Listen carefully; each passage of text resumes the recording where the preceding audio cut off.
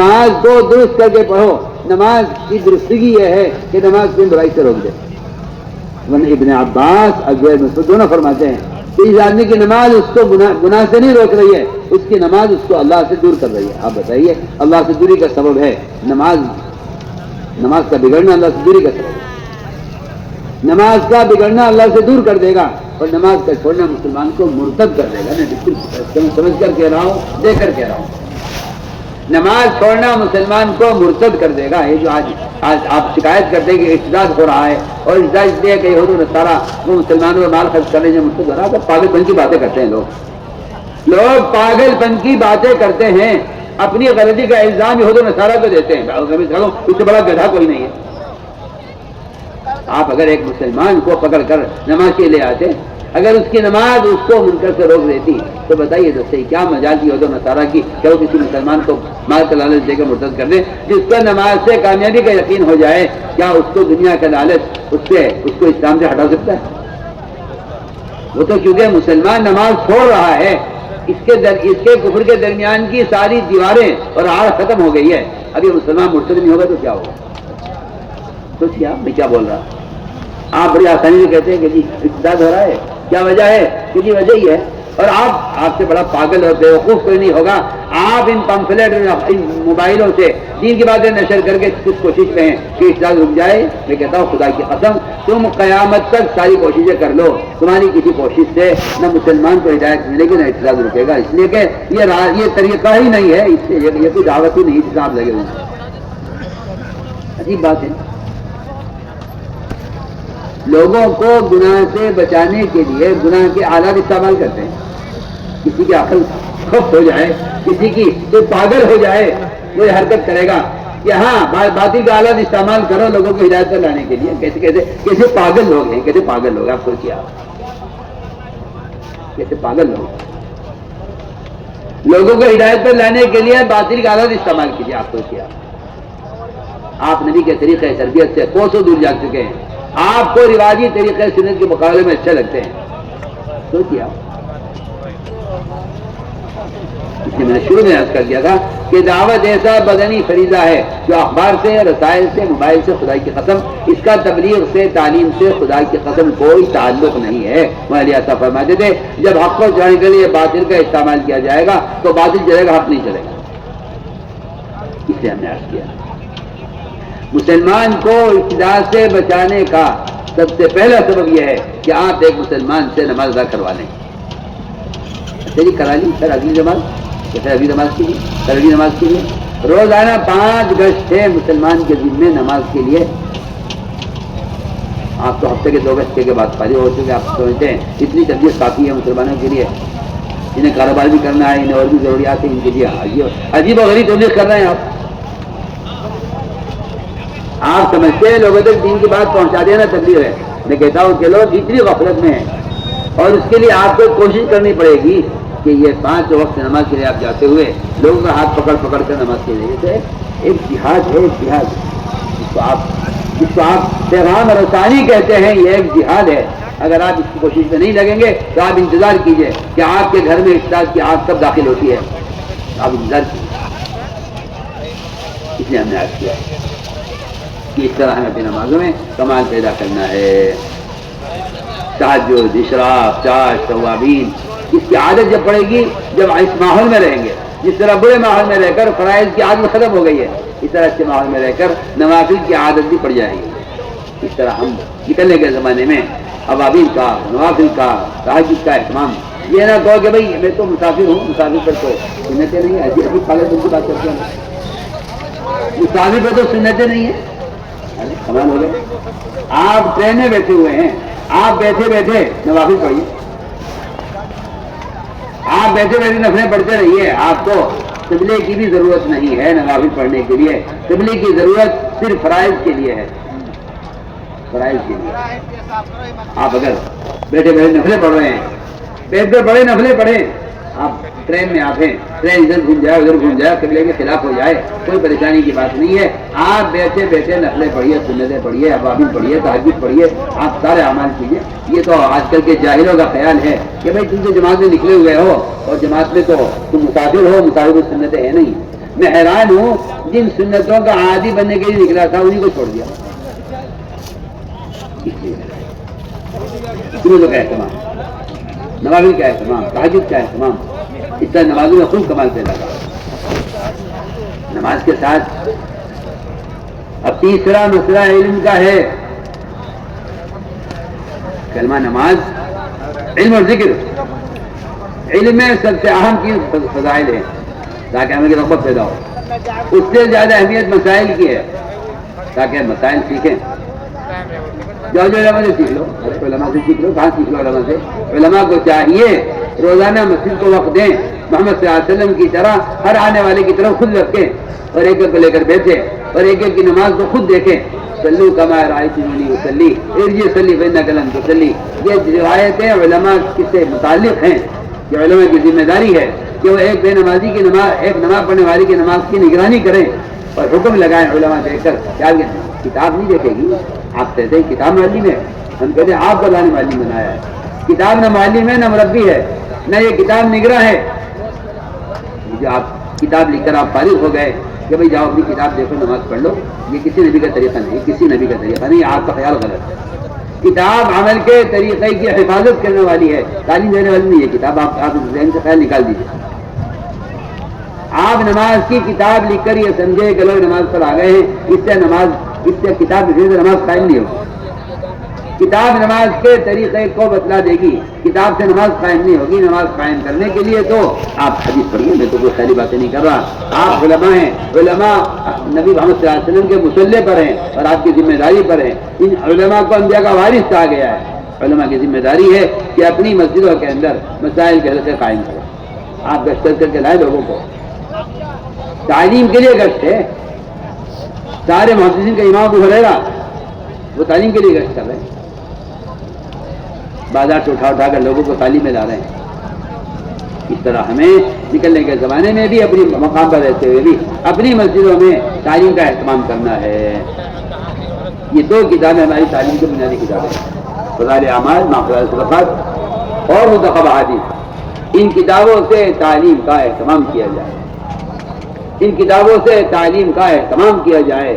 یہ دو بنیادی کتابیں ہماری تعلیم، فضائل اعمال، مغفرۃ الصدقات اور منتخب احادیث. مقام رہتے ہوئے بھی اپنے گھروں میں ایک دن تعلیم فضائل اعمال، مغفرۃ الصدقات اور ایک دن تعلیم پوری منتخب احادیث سے. ایک ہفتہ ہفتاری تعلیم ہے فضائل اعمال، مغفرۃ الصدقات، ایک ہفتہ فضائل کی تعلیم ہے منتخب احادیث کی تعلیم کا اہتمام کرو گے. روزانہ گھر کی تعلیم کا معمول بھی یہی رہے گا، فضائل اعمال، مغفرۃ الصدقات، ایک دن منتخب احادیث. جماعت میں نکل کر بھی ہمیں صبح شام ان کتابوں سے تعلیم کا اہتمام کرنا ہوگا. تعلیم میں 3 کام بتائے جاتے ہیں: فضائل کی تعلیم، قرآن کے حلقے اور جیسی بات کا مذاکرہ. یہ تینوں کام ہمیں روزانہ اہتمام سے کرنے ہوں گے. کتابی تعلیم، قرآن کے حلقے اور جیسی بات کا مذاکرہ. اس طرح ہمیں فضائل کے ساتھ ساتھ منتخب کی تعلیم کا اہتمام کرنا ہے اور مسائل علماء سے پوچھیں. علماء مسجدوں کو وقت دیں. ہم عوام علماء کو مساجد میں جمع کر کے علم کے تعلیم کے نظام میں مسئلہ پیدا کرنا چاہتے ہیں. آپ اسے تعلیم میں مخل سمجھتے ہیں، ہم اس کو امت کی ضرورت سمجھتے ہیں. آپ اس کو اپنی تعلیم میں مخل سمجھتے ہیں، ہم اس کو امت کی ضرورت سمجھتے ہیں. میں نے کل بھی عرض کیا تھا علماء کی حلقے میں کہ شرافت انسانیت کے کاموں میں صلی اللہ فرماتے ایک کام یہ ہے کہ علماء مسجدوں کو وقت دیں اور ہر مسجد میں علماء کی ایک جماعت اتنے افراد کی ہو جو وہاں کے اس محلے کے تمام مسلمانوں کو دین سکھانے کے لیے کافی ہو جائے. یہ حضرت علی وقل میں عرض کر رہا ہوں. اس طرح ہمیں اپنی مسجدوں کو مسائل کے فضائل کے حلقوں سے آباد کرنا. اگلی چیز ہے ذکر. صبح شام اللہ کا دھیان جمع کر اللہ کا ذکر کریں، اس لیے کہ علم تو صرف طریقہ بتائے گا. ایک آدمی راستہ جانتا ہے، ایک آدمی راستہ جانتا ہے مگر اندھیرا اتنا ہے کہ اس کو راستہ نظر نہیں آ رہا ہے. راستے کا جاننا مجھے بولنے کے لیے ہرگز کافی نہیں ہے تک روشنی نہ ہو.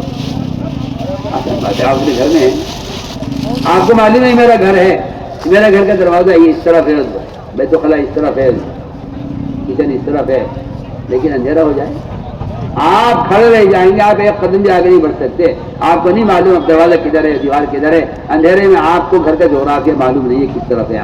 میں آپ سے بتانا چاہتا ہوں, جو لوگ ذکر نہیں کرتے صرف علم رکھتے ہیں, ہماری ایسا فرماتے تھے ذکر کے بغیر علم ظلمت ہی ظلمت ہے. اللہ کا نور جو آئے گا, جس سے آپ کو طریقہ نظر آئے, راستہ نظر آئے, اس کا تعلق ذکر سے ہے. اس لیے صبح شام کی تسبیحات کا اہتمام کریں, ذکر باوضو کریں, تنہائی میں کریں. ایک نبی تیسرے کلمے کی سبحان اللہ الحمدللہ لا الہ الا اللہ اللہ اکبر ولا حول ولا قوت الا باللہ العلی العظیم. ایک نبی دوسرے کی استغفار کی, تین تسبیح صبح شام سے لگا کر اللہ کی طرف رجوع پڑھنے کا اہتمام کرنا. افضل ذکر قرآن کی تلاوت ہے, یہ اللہ کی ذات ذکر ہوا کلام ہے. اجی میں تو پڑھا نہیں ہوں, اچھی پاگل پن کی باتیں کرتے لوگ. ہندی پڑھ لی, ہاں جی ہندی پڑھی ہوں. اجی میں تو پروفیسر ہوں, میں تو انگریزی بہت پڑھی ہے. اسے غیروں کی زبان میں عزت اور اللہ کی ذات ذکر ہوئے کلام میں ذلت محسوس ہوتی ہے. اگر اس کی عزت اللہ کے کلام میں نظر آتی ہے اسے, تو یہ سب سے پہلے قرآن سیکھتا. جب ان بچوں کی زبانیں ٹیڑھی ہو جاتی ہیں نا انگریزی پڑھ کے, پھر ان کو قرآن پڑھواتے ہیں. آپ کو 30 سال کا جوان ملے گا, انگریزی خوب پڑھ لی, خوب جہالت پڑھی, خوب غیر مسلموں کی زبانیں سیکھی, مگر اسے اللہ کی ذات ذکر ہوا کلام قرآن کی سے ایک آیت کی خبر نہیں ہے. بتائیے تو صحیح آپ, کتنی افسوس کی بات ہے. اس لیے میں بہت تاکید سے کہہ رہا ہوں, اپنے بچوں کو مکتب میں داخل کرو, اپنے بچوں کو پہلے قرآن سکھلاؤ. انگریزی یا سیکھنا ہے بعد میں سیکھیں, پہلے قرآن سیکھیں. اپنے تم میوات والے طے کر لو اللہ کے واسطے, جب تک بچوں کو حافظ نہ بنا لو کسی اسکول میں داخل نہ کرنا. میں تم سے عہد دیتا ہوں. ہاں جی صبح کو یہ پڑھ لے گا, شام کو پڑھ لے, سب پاگل پن کی باتیں, سب پاگل پن کی باتیں ہیں. صبح کو یہ پڑھ لے گا, شام کو یہ پڑھ لے گا, جی ہاں یہ سب پاگل پن کی باتیں. میں کہتا ہوں میوات کے بچوں کو غیر حافظ بنانے اور ان کو قرآن پڑھوانے کے لیے کہا جاتا ہے کہ انہیں پہلے اسکول پڑھا لو. یہ آپ سمجھتے ہیں کہ اگر اسکول نہیں پڑھا تو ایک جگہ کس طرح. آپ پر مجھے تعجب اور افسوس ہے کہ اللہ کا کلام پڑھ کر تو پڑھنے کا یقین نہیں ہے, ان جاہلوں کا فن پڑھ کر آپ کو پڑھنے کا یقین ہے. سوچیے پورا میوات یہ طے کر لے, بچوں کو اسکول نہیں بھیجیں گے جب تک حافظ قرآن بنا لیں. میں تو آپ سے کھل کر کہہ رہا ہوں. پتہ نہیں کتنے ڈگری والے بھوکے مر رہے ہیں, کتنے ڈگری والے ٹھوکرے کھاتے پھر رہے ہیں, کہیں ملازمت نہیں مل رہی ہے. آپ کو کس نے بتایا کہ اگر آپ پڑھیں گے نہیں تو آپ اگر پڑھیں گے تو آپ پڑھیں گے, کس نے بتایا؟ آپ کو ایسے کروڑپتی لوگ ملیں گے اپنا نام لکھنا نہیں جانتے, انگوٹھا لگاتے ہیں وہ کاغذ پر, کہتے میرے جاہل آدمی کا نام نہیں آتا, نہ ہندی نہ انگریزی نہ اردو نہ عربی, کچھ نہیں آتی. بتائیے آپ کروڑپتی لوگ ہیں, میں جانتا ہوں ان کو. ملکوں میں تجارت پھیلی ہوئی ہے, ابھی تک انگوٹھا لگاتا ہے کہ میری طرح سے پڑھوا ہوں نہیں, مالک اللہ نے دے رکھا ہے, فیکٹری کی فیکٹری آئیں گی, آپ دیکھیے جا کے. یہ آپ کو کس شیطان نے بچی پڑھائی ہے کہ اگر بچے انگریزی پڑھیں گے تو بالکل کیا کمائیں گے؟ یہ فضول کی باتیں ہیں سر. ہمارے کچھ ایسے بے وقوف قسم کے لوگ مسلمان بھی ہیں جو کہتے ہیں نہیں جی حالات کا تقاضا ہے, جی آپ سمجھتے نہیں ہیں. جی ہاں, یہ سارے ایجنٹ ہیں یہودیوں کے, جو بچوں کو اسکول میں جھونک کر اور ان کی زبانیں ٹیڑھی کرا کر اور ان سے اللہ کے غیر کا نعرہ لگوا کر اور ان سے ان کا مزاج بچپنے کا بنا کر پھر کہتے ہیں کہ جی ہاں یہ ضروری تھا کرنا. ہمیں آپ سے بے تکلف بول رہا ہوں. اگر آپ اپنی اولاد کو مرتد ہونے سے بچانا چاہتے ہیں تو انہیں پرانی مکتب میں ڈال دیں, ورنہ آپ ان سے مرتد ہونے کا انکار کریں. میں تو آپ سے بے تکلف بول رہا ہوں, آپ سے بے تکلف کیا, آپ کے زمانہ ادھر جا رہا, آپ ادھر جا رہے ہیں. آپ زمانے کے ساتھ چلیں گے, آپ زمانے کے ساتھ چلیں گے, کیا کریں گے آپ؟ کچھ نہیں, سب بکواس ہے, شیطانی جال ایسا بنا ہوا ہے کہ آپ کہتے ہیں مصلحت کا تقاضا ہے, آپ سمجھتے نہیں ہیں. ہم خوب سمجھتے ہیں, آپ جاہل ہیں, ہم خوب سمجھتے ہیں. آپ نے کبھی بڑوں کی باتیں پڑھی نہیں ہیں, آپ کو زمانے کو دیکھ کے چل رہے ہیں نا, یا جو لمحہ آپ کو ملتا ہے آپ اس کے پیچھے ہو لیتے ہیں. آپ نے پڑھا ہی نہیں بڑوں کو, آپ کو خبر ہی نہیں بڑوں کا مزاج کیا تھا. اس ملک میں اسلام کو باقی رکھنے کے لیے جو جہاد کیا گیا ہے, آپ کو اس کی ہوا بھی نہیں ہے. آپ کہاں سو رہے ہیں, آپ کے رواج بہ رہے ہیں. آپ پر تو غیروں کی حکومت کا تسلط آپ کے دماغ پر مسلط ہے. آپ کہاں سو رہے ہیں, آپ کو خبر ہی نہیں ہے.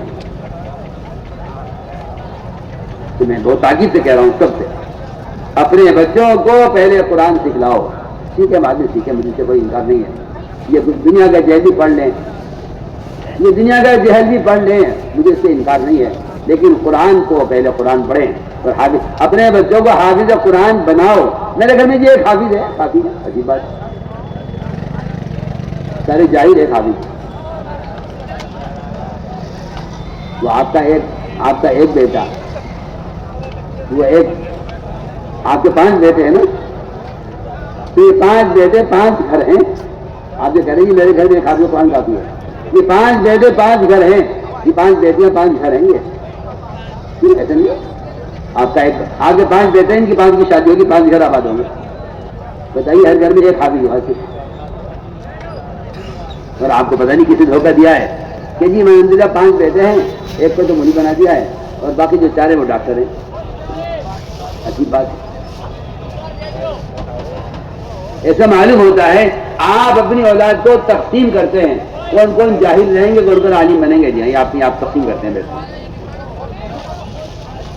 نہیں، ایسا نہیں ہے، آپ اس بات کی کوشش کیجیے کہ آپ کے میوات میں کم سے کم مجھے ایسا نمونہ دکھلا دو کہ تمہارے بچے تو پہلے علم، پہلے قرآن پڑھیں، علم سیکھیں، پھر دنیا کو فنون سیکھیں، سیکھیں انگار ہے۔ اس طرح ہمیں مکاتب قائم کرنے ہیں مسجدوں میں، کوئی مسجد کوئی مصلح ایسا باقی نہ رہے اور محلے کا کوئی بچہ ایسا باقی نہ رہے جس کا تعلق کسی مکتب سے نہ ہو۔ بچوں کا پکا پڑھ کے لانا پڑے گا آپ کو، ان کے والدین کو تیار کرنا پڑے گا اس کے لیے کہ بچوں کو مکتب بھیجیں، آپ مکتب کے لیے گشت کریں، مکتب کے لیے گشت کریں، بچوں کا پکڑ کے ایک مسجد میں 100 بچے ہونے چاہیے کم سے کم بچے کا، اور مکتب کا مطلب بچے نہیں ہے 80 سال کے بوڑھے سے لے کر 8 سال کے بچے تک، یہ سب مسجد میں قرآن سیکھیں۔ یہ آج کل ایک نیا فتنہ پیدا ہوا ہے کہ مکتب تو بچوں کے لیے ہوتا ہے، مکتب کا مطلب بچے نہیں ہے، مکتب کا مطلب ہے ہر مسلمان کو اتنا قرآن سکھلانا لازمی ہے جتنا قرآن سے اس کی نماز درست ہو جائے۔ مکتب کا تصور بچوں کا رہ گیا ہے، ابو بڑھانی لگی میں تو جو 80 سال کا ہو گیا میں کیا قرآن پڑھوں گا، تم پر نماز فرض ہے، 80 سال کے ہو یا 90 سال کے ہو، قرآن نماز تم پر فرض ہے اور نماز کے لیے قرآن پڑھنا فرض ہے۔ کریں گے اہتمام انشاءاللہ۔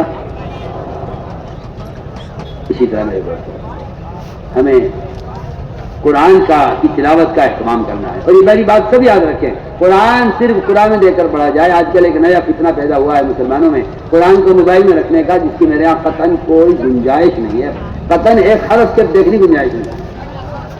سوچیے آپ، اسی میں قرآن، اسی میں ننگی فلمیں، اسی میں قرآن، اسی میں اوریان، سوچیے تو صحیح، کہاں سے آپ کو یہ سوچی ہے؟ کس نے آپ کو اس کا مشورہ دیا ہے؟ کیا دلیل آپ کو اس کی؟ آدھے اسکرین پر سورہ فاتحہ، اسی آدھے اسکرین پر ننگی تصویر، آپ کہتے ہیں اس کو حیرت نہیں؟ آپ کی شاید عقل خفت ہو گئی ہے، یا قرآن کی عظمت آپ کے دل سے نکل چکی ہے، آپ کو پرواہ نہیں ہے۔ حضرت تھانوی رحمۃ اللہ علیہ کا فتویٰ چھپا ہوا ہے، ریڈیو پر قرآن سننا ناجائز ہے اور سننے والے کو روکنا واجب ہے۔ اگر آپ بھی روکیں گے سننے والے کو تو آپ گناہگار ہوں گے، واجب کے تھوڑے گناہگار ہوں گے آپ، اگر آپ قرآن سننے والے کو نہیں روکتے جو قرآن ریڈیو پر سن رہا ہے، بتائیے آپ اسے موبائل میں ڈال کر بڑے خوش ہیں کہ بڑی ترقی ہو رہی ہے۔ اپنے ماں باپ کی تصویر آپ قرآن میں نہیں لگا سکتے، آپ کہتے ہیں قرآن کی بے حرمتی ہے، آپ ننگی فلموں میں قرآن رکھ کر رکھتے ہیں کہ کوئی اس میں کوئی حرج نہیں، بتائیے ابھی سوچیں، یہ کہہ جانا ہاں جی ٹھیک ہے قرآن میں پڑھ لو، موبائل میں پڑھ لو، اچھا آپ کے نزدیک قرآن موبائل میں کوئی فرق نہیں ہے؟ مجھے آپ کی رائے پر انتہائی حیرت ہے، آپ کے اشتہار پر مجھے بڑا تعجب ہے۔ آپ سوچیے، اپنے ماں باپ کی تصویر آپ قرآن میں لگانا اور قرآن کی بے حرمتی سمجھتے ہیں، آپ کے والدین کا کیا درجہ اللہ کے اللہ، آپ سوچیے، آپ اس قرآن کو ان گندی تصویروں میں رکھ کر کہتے ہیں کوئی حرج نہیں۔ ایک صاحب قرآن پڑھ رہے تھے، مسجد بیٹھے بیٹھے موبائل پر، نماز کھڑی ہو گئی، اچانک وہ کھڑے ہوئے، موبائل صحیح پہ رکھا، اسی وقت اسی منٹ، اور جب صف آگے بڑھی لوگوں نے سبسڈی کی تو انہوں نے پیر سے سرکا کر موبائل آگے کیا. اب بتائیے اس کے دل میں اگر یہ قرآن ہوتے 4 دن حرکت کرتے آپ کا تو آپ کو اپنے اشتہاد میں ایسے آزاد ہوئے کہ آپ کو اس کی کوئی پرواہ نہیں ہے. سوچی بجائے کسی مفتی سے فتویٰ معلوم کرنے کا بھی دل سے پوچھیے کہ آپ کا دل کیا کہتا ہے, مانتا ہے آپ کا دل؟ 1 سیکنڈ پہلے اس میں قرآن, 1 سیکنڈ کے بعد اس میں کوئی ایڈ آ گیا, اس میں کوئی تصویر آ گئی, آپ کو گھر وہ تو کریں میں کیا بول رہا ہوں, میں علماء سے کہتا ہوں اس بات کو. ذکر جائز چیزوں سے تبتل کا حکم کرتا ہے کہ آپ جائز چیزیں چھوڑ دیجیے قرآن کی تلاوت کی. ایک صاحب نے استفتاء کیا مفتی علی کرام سے کہ کیا میں چائے پیتے ہوئے تلاوت کر سکتا ہوں؟ جی ہاں, رمضان کا مہینہ ہے, بیچارہ رات کو بیٹھا قرآن بیٹھ رہا ہے, ادھر چائے رکھی ہوئی ہے, 1 گھونٹ چائے کا لے لوں قرآن پڑھ لوں, کیا میں ایسا کر سکتا ہوں؟ جواب یہ آیا فتوے میں کہ آپ پہلے چائے پی کر فارغ ہوئیے, اپنا منہ صاف کیجیے, اللہ کی طرف متوجہ ہوئیے اور قرآن کے دوران کوئی اور کام نہ کیجیے.